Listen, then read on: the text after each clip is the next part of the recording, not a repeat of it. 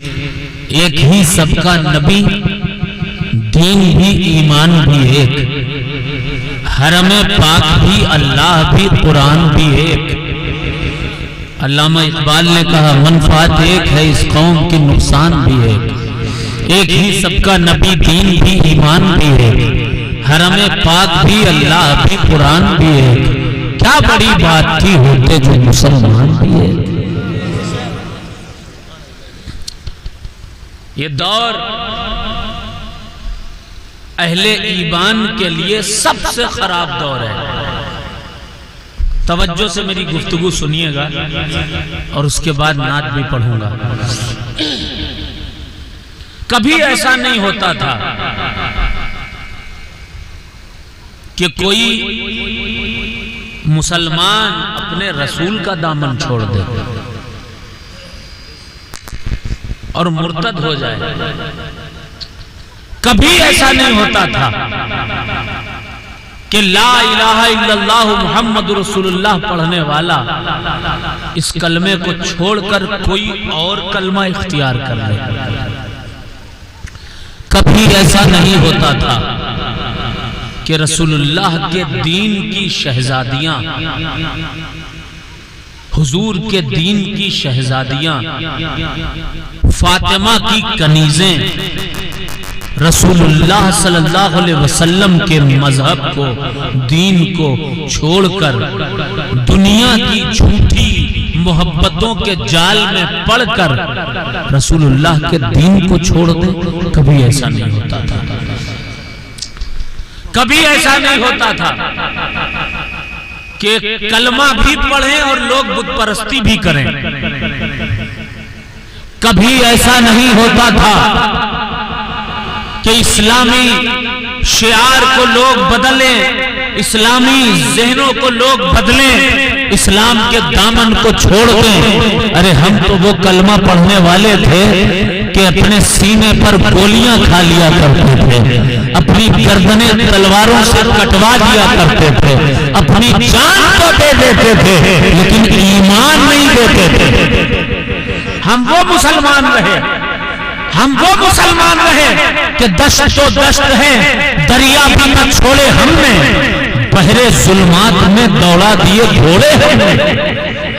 हम वो मुसलमान रहे हैं कि जिन्होंने सब कुछ बर्दाश्त किया, सीने पर पत्थर खाए, कत्ल हो गए लेकिन उफ न की, क्योंकि कत्ल होने वाला जानता था कि हम कत्ल तो होंगे लेकिन इसका बदला जन्नत है। हम वो रहे हैं। लेकिन अब हम क्या हो गए?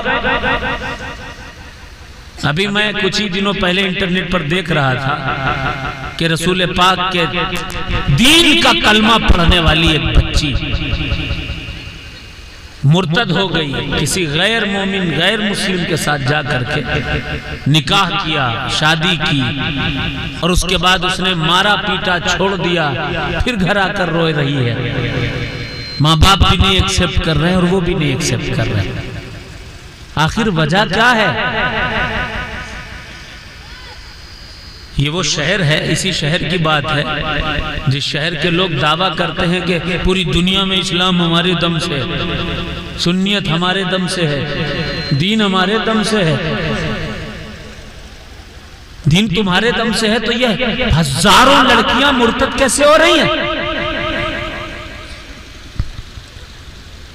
सिर्फ इस शहर की बात नहीं कर रहा, पूरे मुल्क के यही हालात है।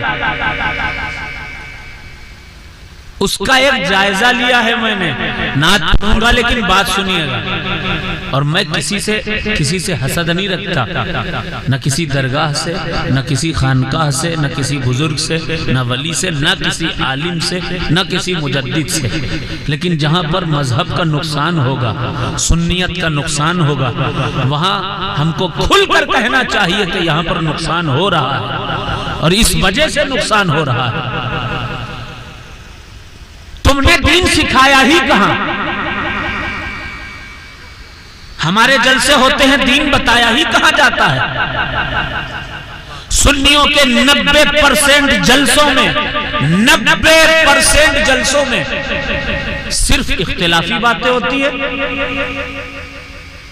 अगर 100 किताबें लिखी जाती हैं तो 99 किताबें जवाब की होती हैं या किसी फिरके के सवाल पर होती है।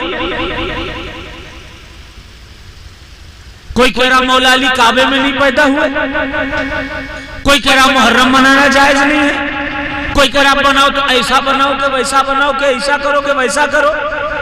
कोई मौलवी कह रहा है कि कूड़े इतनी तारीख को मत करो, इतनी तारीख को करो। कोई मौलवी कह रहा है कि इनका उर्स करो कि उनका उर्स करो। कोई मौलवी कह रहा है कि मेरे मसलक को मानो तभी मुसलमान हो वरना काफिर हो। कोई मौलवी कह रहा है कि हमको मानोगे तब मुसलमान हो वरना मुसलमान ही नहीं हो, हमारे मसलक को मानोगे तब मुसलमान हो वरना मुसलमान ही नहीं हो। रसूलुल्लाह ने तुम्हारे बाप का कलमा पढ़ाया था, रसूलुल्लाह ने पढ़ाया था तो कौन सा कलमा पढ़ाया था? मुसलमान होने के लिए हुजूर ने फरमाया था क्या? अन तशहदा अन ला इलाहा इल्लल्लाह व अन्ना मुहम्मदन अब्दुहु व रसूलुहु। मुसलमान होना है तो गवाही दे इस बात की कि कोई माबूद नहीं सिवाय अल्लाह के और मोहम्मद सल्लल्लाहु अलैहि वसल्लम उसके बंदे और उसके रसूल हैं। व तुकीमस सलात, नमाज कायम कर, व तुतिअज ज़कात, ज़कात अदा कर, व तहुज्जल बैत, हज कर खाने काबा का, व तसूमा रमजान, रमजान आए रमजान के रोजे रख ले, इनको फर्ज मान लेगा मुसलमान हो जाएगा। तुम कह रहे हो जो तुमको माने वो मुसलमान, जो तुम्हारे मसलक को माने वो मुसलमान। खुलेआम हदीस का इनकार करने वाले, कुरान का इनकार करने वाले लोग जब मिंबरे रसूल से दीन नहीं बताएंगे, अपने मसलक, अपनी जात, अपनी शख्सियत की तारीफें करवाएंगे तो हमारे दीन की बच्चियां मुर्तद न होंगी तो क्या होंगी? दीन बताओगे नहीं, शरीयत बताओगे नहीं। सूफी सैयद इजहार मियां साहब तशरीफ ला रहे हैं, नारे तकबीर। जब तक ये सब एतराजात में पड़े रहोगे, मौला अली काबे में नहीं पैदा हुए, अबे पैदा हो गए तो तेरा क्या नुकसान है?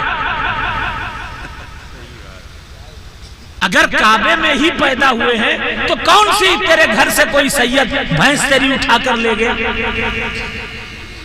कौन से किसी सैयद ने तेरे घर, तेरे खेतों पर कब्जा कर लिया? किस अली की औलाद ने तेरे खेतों पर कब्जा कर लिया, तेरी भैंस उठा कर ले गया? पैदा हुए या नहीं हुए ये कोई बहुत बड़ा मसला है। कुंडे 22 को मनाए आदमी या कभी भी मनाए फातिहा, ये कोई ईमान में शामिल है? फिर इतनी शिद्दत क्यों? ताजिया कोई उठा रहा है, नहीं उठा रहा है, ये वो अपनी कब्र में जाएगा, तू अपनी कब्र में जाएगा।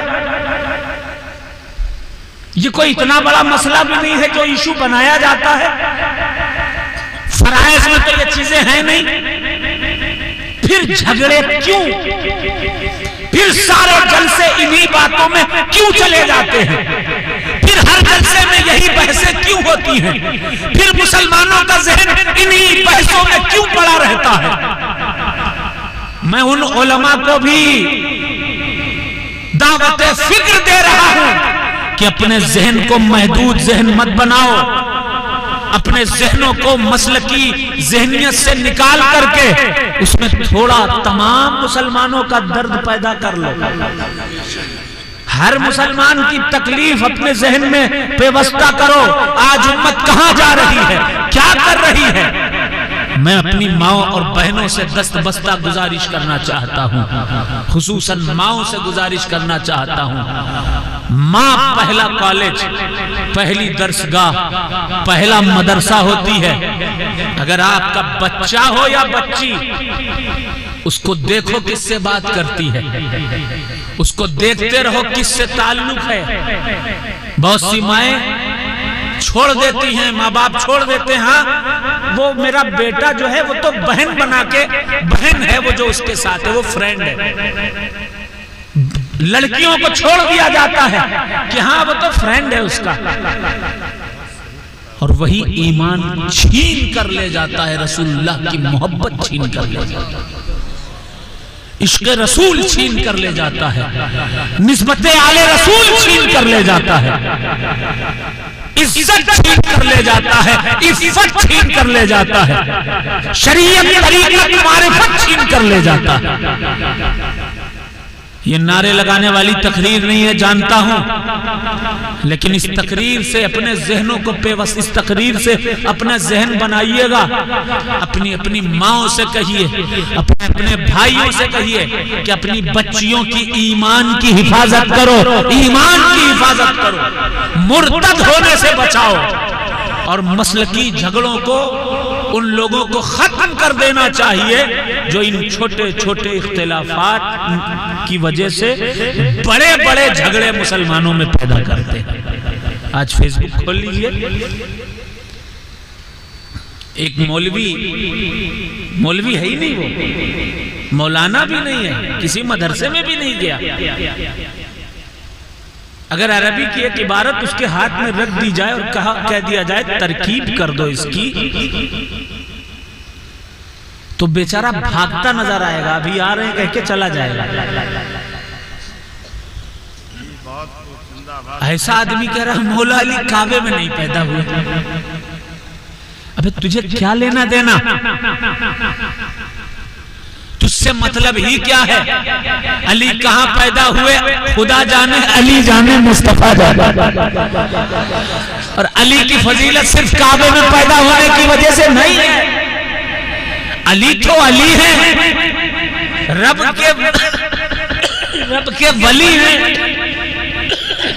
अली की शान सिर्फ काबे में पैदा होने की वजह से नहीं है। अली की शान मुस्तफा ने ऐसे बढ़ा दी कि हुजूर ने फरमाया था, आका ने फरमाया था, अल्लाह ने इल्म के 10 हिस्से किए, 9 हिस्से तन्हा अली को अता फरमा दिया।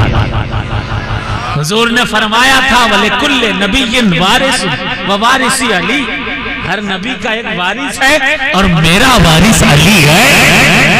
हुजूर ने फरमा दिया था, वले कुल्ले नबिय्यिन वसी व वसी अली, हर नबी का एक वसी है, मेरा वसी अली है। हुजूर ने फरमाया था, अना मदीनतुल इल्म व अलीयुन बाबुहा, मैं इल्म का शहर हूँ, अली उसका दरवाजा है। हुजूर ने पहले ही फरमा दिया था, हाथ पकड़कर खुद के मैदान में कह दिया था, हुजूर ने पहले ही कह दिया था कि जिसका मैं मौला हूँ उसका अली मौला। पैदा हुए हो ना पैदा हुए हो काबे में, अली तो अली ही रहेंगे। इन सब बहसों से कोई फायदा नहीं। अपने बच्चों को दीन सिखाओ, दीन की बात सिखाओ, अपनी बच्चियों पर नजर रखो, कॉलेज जाए, स्कूल जाए, कहाँ जाए, किससे बात करते हैं, बेटा भी बेटी भी, सिर्फ बेटी ही नहीं, बेटा भी बेटी भी। खुदा ना करे अगर वो मुर्तद हुए या हुई, इस्लाम से गए या गई, तो जहन्नम में वो अकेली नहीं जलेगी, उसके माँ बाप को भी जलाया जाएगा। उनके माँ बाप भी बराबर के भागीदार होंगे, क्योंकि तरबियत उनके हाथ में थी, रस्सी उनके हाथ में थी, इज्जत उनके हाथ में थी, इज्जत उनके हाथ में थी। यही अर्ज करना है। कुरान मुकद्दस की मैंने आयत पढ़ी और हमने फरमाया कि किसी की बुराई मत करो, गीबतें खत्म कर दो, बुराइयां खत्म कर दो। बस यही कहता हूँ, स्टेजों से गीबत बंद होनी चाहिए, स्टेजों से बुराइयां बंद होनी चाहिए, शख्सियत परस्तियां बंद होनी चाहिए, मसलकी तासुब बंद होना चाहिए, दीन का मैसेज पहुंचना चाहिए जो बहुत जरूरी है। अल्लाह ने और आप सबको दीन पर चलने की तौफीक अता फरमाए। हमारी तमाम इस्लामी बहनों की ईमान और इस्लाम की हिफाजत फरमाए। नात सुनेंगे।